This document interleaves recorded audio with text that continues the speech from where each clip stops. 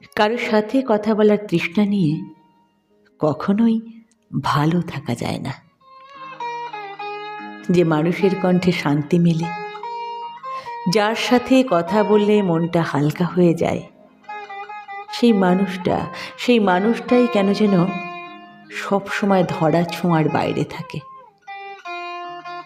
কথা বলার তীব্র ইচ্ছে থাকলেও তার দিকে হাত বাড়ানো যায় না।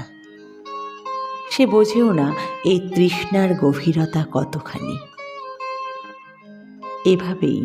এভাবেই না বলা অনুভূতিগুলো জমে জমে মনের ভেতর অস্থিরতা হয়ে ওঠে, আর ভালো না থাকার প্রকৃত কারণ হয়ে দাঁড়ায়।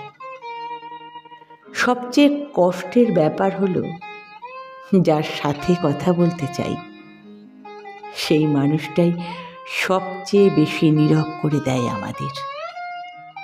নীরব হতে বাধ্য করে।